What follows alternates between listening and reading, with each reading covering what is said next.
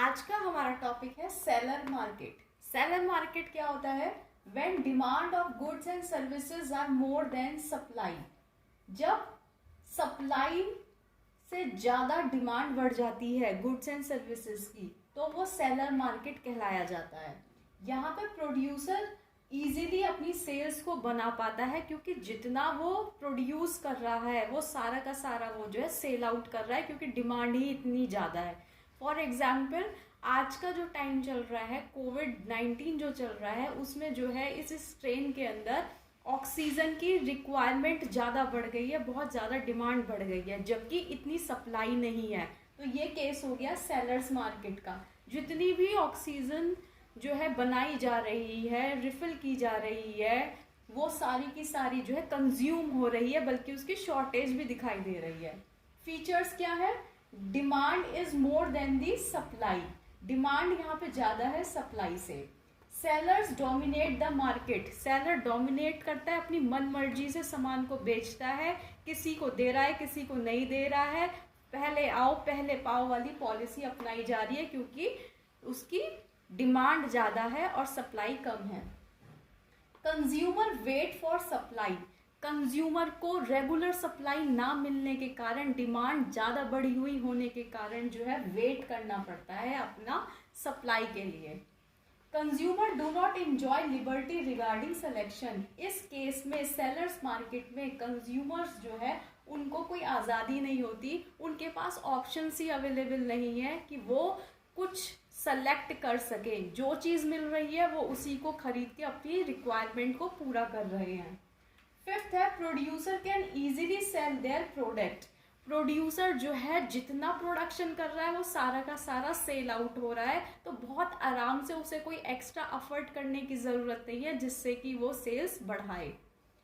Sixth, sellers charge little more price than the reasonable rate. Sellers जो हैं वो यहाँ पर अपनी मन मर्जी से पैसे ऐंठते हैं कंज्यूमर से, जो रेट है उससे थोड़ा एक्स्ट्रा चार्ज करते हैं। क्यों? क्योंकि डिमांड ज़्यादा है और सप्लाई कम है। इस केस में ये माना जाता है कि यहाँ पे एडवर्टाइजमेंट या सेल्स प्रमोशन की ज़रूरत नहीं पड़ती, क्योंकि डिमांड ऑलरेडी बहुत ज़्यादा है सप्लाई से। लेकिन ऐसा कहना गलत होगा, क्योंकि जो टर्म्स एंड कंडीशंस हैं मार्केट की वो हर दिन अलग अलग हो सकती हैं, कभी भी वो चेंज हो सकती हैं। तो हर तरीके से अवेयर रहना एक प्रोड्यूसर के लिए भी और एक कंज्यूमर के लिए भी, दोनों के लिए बहुत ज़रूरी है। अब आ जाता है बायर मार्केट। बायर मार्केट क्या कहता है कि supply is more than demand. यहाँ पर सप्लाई ज़्यादा है डिमांड से। Only those producer prove successful who are in close touch of the consumer. सिर्फ वही प्रोड्यूसर सक्सेसफुल हैं जो कि कंज्यूमर को अच्छे से पढ़ सकते हैं, समझ सकते हैं, उनके अकॉर्डिंग प्रोडक्शन करते हैं।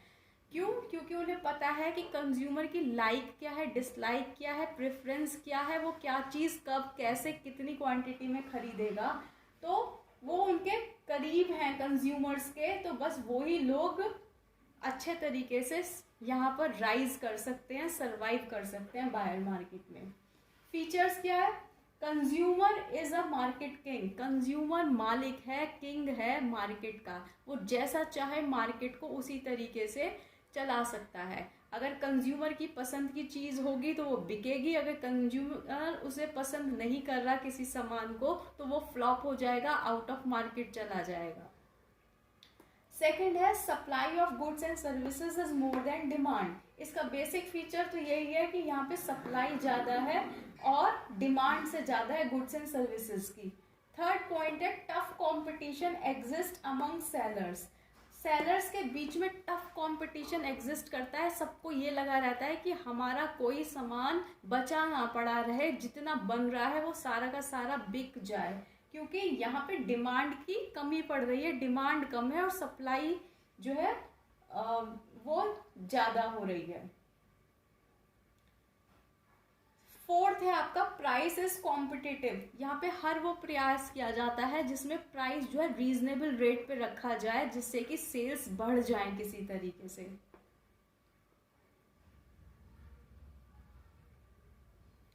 फिफ्थ है कंज्यूमर एंजॉय बार्गेनिंग पावर। यहाँ पर कंज्यूमर के पास बहुत सारे ऑप्शंस अवेलेबल हैं, वो जो है बार्गेनिंग करता है, मोल भाव करता है और उसके आधार पर सामान को खरीदता है, सेल को अंजाम देता है। 6 पॉइंट है कि इसकी जो साइकिल चलती है वो ऐसे चलती है कि इस केस में जो प्रोड्यूसर है वो क्लोज टच में है कंज्यूमर के, जिसके बिहाफ पे पॉसिबल हो जाता है कि न्यू प्रोडक्ट को डेवलपमेंट होता है, उसे इंट्रोड्यूस किया जाता है न्यू प्रोडक्ट को, और इस बेस पे जो कंज्यूमर्स हैं वो अट्रैक्ट होते हैं, सेल्स बढ़ती है, तो सेल बढ़ेगी तो फिर आपका प्रॉफिट मार्जिन भी बढ़ जाएगा। 7th और लास्ट पॉइंट है intensive advertisement and sales promotion. इस केस के अंदर, इस मार्केट के अंदर इंटेंसिव, ज़्यादा से ज़्यादा एडवर्टाइजमेंट और सेल्स प्रमोशन एक्टिविटीज़ को स्ट्रेस किया जाता है, फोकस किया जाता है, क्योंकि जितना ज़्यादा आप एडवर्टाइजमेंट करेंगे, अपने प्रोडक्ट को इंट्रोड्यूस करेंगे, उसको एक पहचान दिलाएंगे, उसके यूजेस गिनाएंगे, तभी आपकी सेल्स बढ़ेगी। इसीलिए सेल्स प्रमोशन पॉलिसी में गारंटी पीरियड बढ़ा दिया जाता है, डिस्काउंट रेट बढ़ा दिया जाता है, फ्री सैंपल्स बांटे जाते हैं, जिससे कि आपको कस्टमर्स जो है अट्रैक्ट हो और आपकी बिक्री बढ़ाएं। अब आ जाता है कि डिफरेंस क्या होता है मार्केटिंग मैनेजमेंट में और सेल्स मैनेजमेंट में। पहला पॉइंट है एक्टिविटी। जो मार्केटिंग मैनेजमेंट है उसके अंदर वो सारी एक्टिविटीज इन्वॉल्व होती हैं जो कि प्रोसेस में जुड़ी हुई हैं। किसके प्रोसेस में? कि कंज्यूमर को हमें सेटिस्फाई कैसे करना है। अगर कंज्यूमर खुश हो जाएगा तो अल्टीमेटली हमारी प्रॉफिट बढ़ जाएगा, क्योंकि वो सामान खरीदेगा, सेल बढ़ेगी, सेल बढ़ेगी तो प्रॉफिट हम पे आना ही आना है। जबकि सेल्स मैनेजमेंट में वो सारी एक्टिविटीज परफॉर्म करी जाती है जो सिर्फ सेल्स को बढ़ाने के लिए है। यहाँ पे सेल्स बढ़ाना एक एक्टिविटी है और यहाँ पे सेल्स को बढ़ाना, लेकिन कंज्यूमर को सेटिस्फाई करने के बाद। कंज्यूमर सेटिस्फाई होना जरूरी है, तभी वो सस्टेन्ड रहेगा, तभी वो रुका रहेगा, आपका ग्राहक बना रहेगा। सेकंड पॉइंट है स्कोप। जो मार्केटिंग मैनेजमेंट है उसका स्कोप बहुत बड़ा है। स्टार्ट कहाँ से होता है? वो discovery of consumer needs. Consumer को जरूरत किस चीज की है, पहले इसका एनालाइज किया जाता है, इसको समझा जाता है, पढ़ा जाता है, और उसके बाद खत्म होता है। एंड पॉइंट है सेटिस्फैक्शन ऑफ कस्टमर। जब कस्टमर सामान को खरीदता है, वो उसको कहीं बेनिफिट दिलाता है, वो यूटिलिटी की चीज होती है और वो सेटिस्फाई फील करता है, तब जाके मार्केटिंग मैनेजमेंट अपना एंड होता है, एक एक्टिविटी। दूसरी है, आप सेल्स मैनेजमेंट में जाएंगे तो इसका स्कोप लिमिटेड है। इसका क्या है? इसका सिर्फ काम वहीं पे ही खत्म हो जाता है जहाँ पे फिजिकल डिस्ट्रीब्यूशन ऑफ गुड्स, जहाँ पे सेल पूरी हो जाती है, सामान कस्टमर तक पहुँच जाता है। वो सेटिस्फाई हो तो ठीक है, नहीं हो तो ठीक है, वहाँ सेल्स मैनेजमेंट का काम सिर्फ फिजिकल डिलीवरी तक ही रहता है। थर्ड पॉइंट है object. Maximum profit through maximum satisfaction. जो मार्केटिंग मैनेजमेंट है उसको चाहिए कि उसके कस्टमर सस्टेन्ड रहें, बने रहें, इसीलिए वो मैक्सिमम प्रॉफिट तो कमाता है, लेकिन मैक्सिमम सेटिस्फैक्शन भी चाहिए कि जितने ज़्यादा लोग उससे खुश रहेंगे, कस्टमर खुश रहेंगे, सेटिस्फाई रहेंगे, संतुष्ट रहेंगे, उतना ही उनका ट्रस्ट बना रहेगा। तो कस्टमर जो है उनसे खुश रहेंगे, अल्टीमेटली जो है उनका बिजनेस एक्टिविटी अच्छे तरीके से फ्लरिश करेगी। जबकि आपके सेल्स मैनेजमेंट में मैक्सिमम प्रॉफिट कमाना है थ्रू मैक्सिमम सेल्स। जितनी ज़्यादा सेल होगी उतना ज़्यादा प्रॉफिट होगा। सीधा सीधा यहाँ पर बस सेल से ही मतलब है, सेल्स के बलबूते पे ही प्रॉफिट है, ज़्यादा सेल ज़्यादा प्रॉफिट। फोर्थ पॉइंट है आपका कंसेप्ट। जो मार्केटिंग मैनेजमेंट है कि न्यू कंसेप्ट है, न्यू डिसिप्लिन है। अभी तक इसमें रिसर्चेस चलती जा रही हैं, इसमें इनोवेशन, मॉडिफिकेशन होते जा रहे हैं। जैसे जैसे सर्कमस्टांसेस आते हैं, सिचुएशंस आती हैं, उसके अकॉर्डिंग ये रिसर्च अपने आप को मोल्ड कर लेती है। जबकि सेल्स मैनेजमेंट पुराना कंसेप्ट है। सेल्स मैनेजमेंट तो पूरी बिजनेस एक्टिविटी सेल्स पे ही जुड़ी हुई है। पुराने समय से ही, जब से ये आपकी बिजनेस एक्टिविटी स्टार्ट हुई, ट्रेड एंड कॉमर्स स्टार्ट हुआ, तभी से यही कंसेप्ट है कि सेल्स ज़्यादा होंगी, डिमांड बढ़ेगी, डिमांड बढ़ेगी तो सप्लाई बढ़ानी पड़ेगी, सप्लाई बढ़ेगी तो सेल्स बढ़ेंगी, सेल्स बढ़ेंगी तो प्रॉफिट बढ़ेगा। लास्ट है नेचर। जो आपका मार्केटिंग मैनेजमेंट है वो इंक्लूड्स करता है सेल्स मैनेजमेंट को, उसके अंदर एक पार्ट है सेल्स मैनेजमेंट, जबकि marketing management is a part of it. कहने का मतलब यह है कि नेचर क्या है, इंक्लूड्स सेल्स मैनेजमेंट, और ये पार्ट ऑफ मार्केटिंग मैनेजमेंट। जो सेल्स मैनेजमेंट है वो मार्केटिंग मैनेजमेंट का पार्ट है। बड़ा हुआ आपका सेल्स मैनेजमेंट और छोटा पार्ट हुआ इसका, सॉरी, अंदर आएगा सेल्स मैनेजमेंट जो है इसका मार्केटिंग का एक पार्ट है, और ये पूरा स्कोप मार्केटिंग का बड़ा है। Thank you for today. लेकिन ऐसा कहना गलत होगा, क्योंकि जो टर्म्स एंड कंडीशंस हैं मार्केट की वो हर दिन अलग अलग हो सकती हैं, कभी भी वो चेंज हो सकती हैं। तो हर तरीके से अवेयर रहना एक प्रोड्यूसर के लिए भी और एक कंज्यूमर के लिए भी, दोनों के लिए बहुत ज़रूरी है। अब आ जाता है बायर मार्केट। बायर मार्केट क्या कहता है कि supply is more than demand. यहाँ पर सप्लाई ज़्यादा है डिमांड से। Only those producer prove successful who are in close touch of the consumer. सिर्फ वही प्रोड्यूसर सक्सेसफुल हैं जो कि कंज्यूमर को अच्छे से पढ़ सकते हैं, समझ सकते हैं, उनके अकॉर्डिंग प्रोडक्शन करते हैं। क्यों? क्योंकि उन्हें पता है कि कंज्यूमर की लाइक क्या है, डिसलाइक क्या है, प्रेफरेंस क्या है, वो क्या चीज़ कब कैसे कितनी क्वांटिटी में खरीदेगा। तो वो उनके करीब हैं कंज्यूमर्स के, तो बस वही लोग अच्छे तरीके से यहाँ पर राइज कर सकते हैं, सरवाइव कर सकते हैं बायर मार्केट में। फीचर्स क्या है? Consumer is a market king. Consumer मालिक है, किंग है मार्केट का। वो जैसा चाहे मार्केट को उसी तरीके से चला सकता है। अगर कंज्यूमर की पसंद की चीज़ होगी तो वो बिकेगी, अगर कंज्यूमर उसे पसंद नहीं कर रहा किसी सामान को तो वो फ्लॉप हो जाएगा, आउट ऑफ मार्केट चला जाएगा। सेकेंड है supply of goods and services is more than demand. इसका बेसिक फीचर तो यही है कि यहाँ पे सप्लाई ज़्यादा है और डिमांड से ज़्यादा है गुड्स एंड सर्विसेज की। थर्ड पॉइंट है tough competition exist among sellers.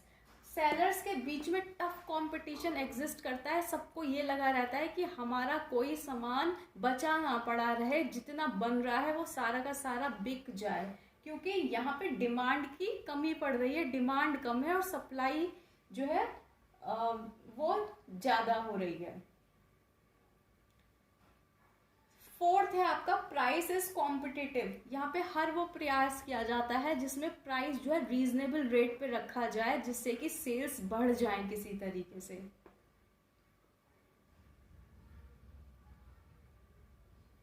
Fifth है कंज्यूमर इंजॉय बार्गेनिंग पावर। यहाँ पर कंज्यूमर के पास बहुत सारे ऑप्शंस अवेलेबल हैं, वो जो है बार्गेनिंग करता है, मोल भाव करता है और उसके आधार पर सामान को खरीदता है, सेल को अंजाम देता है। 6 पॉइंट है कि इसकी जो साइकिल चलती है वो ऐसे चलती है कि इस केस में जो प्रोड्यूसर है वो क्लोज टच में है कंज्यूमर के, जिसके बिहाफ पे पॉसिबल हो जाता है कि न्यू प्रोडक्ट को डेवलप, और इस बेस पे जो कंज्यूमर्स हैं वो अट्रैक्ट होते हैं, सेल्स बढ़ती है तो सेल बढ़ेगी तो फिर आपका प्रॉफिट मार्जिन भी बढ़ जाएगा। 7th और लास्ट पॉइंट है intensive advertisement and sales promotion. इस केस के अंदर, इस मार्केट के अंदर इंटेंसिव ज़्यादा से ज़्यादा एडवर्टाइजमेंट और सेल्स प्रमोशन एक्टिविटीज़ को स्ट्रेस किया जाता है, फोकस किया जाता है, क्योंकि जितना ज़्यादा आप एडवर्टाइजमेंट करेंगे, अपने प्रोडक्ट को इंट्रोड्यूस करेंगे, उसको एक पहचान दिलाएंगे, उसके यूजेस गिनाएंगे, तभी आपकी सेल्स बढ़ेगी। इसीलिए सेल्स प्रमोशन पॉलिसी में गारंटी पीरियड बढ़ा दिया जाता है, डिस्काउंट रेट बढ़ा दिया जाता है, फ्री सैंपल्स बांटे जाते हैं, जिससे कि आपको कस्टमर्स जो हैं अट्रैक्ट हो और आपकी बिक्री बढ़ाएं। अब आ जाता है कि डिफरेंस क्या होता है मार्केटिंग मैनेजमेंट में और सेल्स मैनेजमेंट में। पहला पॉइंट है एक्टिविटी। जो मार्केटिंग मैनेजमेंट है उसके अंदर वो सारी एक्टिविटीज इन्वॉल्व होती हैं जो कि प्रोसेस में जुड़ी हुई हैं। किसके प्रोसेस में? कि कंज्यूमर को हमें सेटिस्फाई कैसे करना है। अगर कंज्यूमर खुश हो जाएगा तो अल्टीमेटली हमारी प्रॉफिट बढ़ जाएगा, क्योंकि वो सामान खरीदेगा, सेल बढ़ेगी तो प्रॉफिट हम पे आना ही आना है। जबकि सेल्स मैनेजमेंट में वो सारी एक्टिविटीज परफॉर्म करी जाती है जो सिर्फ सेल्स को बढ़ाने के लिए है। यहाँ पे सेल्स बढ़ाना एक एक्टिविटी है और यहाँ पे सेल्स को बढ़ाना लेकिन कंज्यूमर को सेटिस्फाई करने के बाद। कंज्यूमर सेटिस्फाई होना जरूरी है, तभी वो सस्टेन्ड रहेगा, तभी वो रुका रहेगा, आपका ग्राहक बना रहेगा। सेकंड पॉइंट है स्कोप। जो मार्केटिंग मैनेजमेंट है उसका स्कोप बहुत बड़ा है। स्टार्ट कहाँ से होता है? वो discovery of consumer needs. Consumer को जरूरत किस चीज की है, पहले इसका एनालाइज किया जाता है, इसको समझा जाता है, पढ़ा जाता है, और उसके बाद खत्म होता है। एंड पॉइंट है सेटिस्फैक्शन ऑफ कस्टमर। जब कस्टमर सामान को खरीदता है, वो उसको कहीं बेनिफिट दिलाता है, वो यूटिलिटी की चीज होती है और वो सेटिस्फाई फील करता है, तब जाके मार्केटिंग मैनेजमेंट अपना एंड होता है। एक एक्टिविटी। दूसरी है, आप सेल्स मैनेजमेंट में जाएंगे तो इसका स्कोप लिमिटेड है। इसका क्या है? इसका सिर्फ काम वहीं पे ही खत्म हो जाता है जहाँ पे फिजिकल डिस्ट्रीब्यूशन ऑफ गुड्स, जहाँ पे सेल पूरी हो जाती है, सामान कस्टमर तक पहुँच जाता है। वो सेटिस्फाई हो तो ठीक है, नहीं हो तो ठीक है, वहाँ से। इसका क्या है? इसका सिर्फ काम वहीं पे ही खत्म हो जाता है जहाँ पे फिजिकल डिस्ट्रीब्यूशन ऑफ गुड्स, जहाँ पे सेल पूरी हो जाती है, सामान कस्टमर तक पहुँच जाता है। वो सेटिस्फाई हो तो ठीक है, नहीं हो तो ठीक है, वहाँ सेल्स मैनेजमेंट का काम सिर्फ फिजिकल डिलीवरी तक ही रहता है। थर्ड पॉइंट है ऑब्जेक्ट।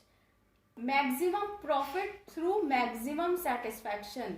जो मार्केटिंग मैनेजमेंट है उसको चाहिए कि उसके कस्टमर सस्टेन्ड रहें, बने रहें, इसीलिए वो मैक्सिमम प्रॉफिट तो कमाता है, लेकिन मैक्सिमम सेटिस्फैक्शन भी चाहिए कि जितने ज़्यादा लोग उससे खुश रहेंगे, कस्टमर खुश रहेंगे, सेटिस्फाई रहेंगे, संतुष्ट रहेंगे, उतना ही उनका ट्रस्ट बना रहेगा। तो कस्टमर जो है उनसे खुश रहेंगे, अल्टीमेटली जो है उनका बिजनेस एक्टिविटी अच्छे तरीके से फ्लरिश करेगी।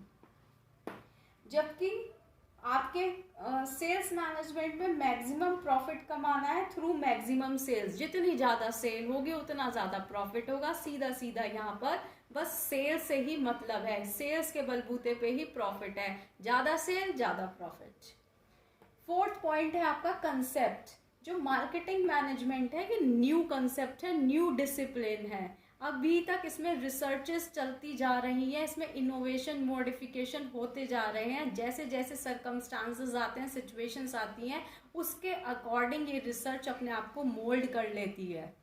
जबकि सेल्स मैनेजमेंट पुराना कंसेप्ट है। सेल्स मैनेजमेंट तो पूरी बिजनेस एक्टिविटी सेल्स पे ही जुड़ी हुई है। पुराने समय से ही, जब से ये आपकी बिजनेस एक्टिविटी स्टार्ट हुई, ट्रेड एंड कॉमर्स स्टार्ट हुआ, तभी से यही कंसेप्ट है कि सेल्स ज़्यादा होंगी, डिमांड बढ़ेगी तो सप्लाई बढ़ानी पड़ेगी, सप्लाई बढ़ेगी तो सेल्स बढ़ेंगी, सेल्स बढ़ेंगी तो प्रॉफिट बढ़ेगा। लास्ट है नेचर। जो आपका मार्केटिंग मैनेजमेंट है वो इंक्लूड्स करता है सेल्स मैनेजमेंट को। उसके अंदर एक पार्ट है सेल्स मैनेजमेंट, जबकि marketing management is a part of it. कहने का मतलब यह है कि नेचर क्या है? इंक्लूड्स सेल्स मैनेजमेंट, और ये पार्ट ऑफ मार्केटिंग मैनेजमेंट। जो सेल्स मैनेजमेंट है वो मार्केटिंग मैनेजमेंट का पार्ट है। बड़ा हुआ आपका सेल्स मैनेजमेंट और छोटा पार्ट हुआ इसका, अंदर आएगा सेल्स मैनेजमेंट जो है इसका मार्केटिंग का एक पार्ट है, और ये पूरा स्कोप मार्केटिंग का बड़ा है। Thank you for today.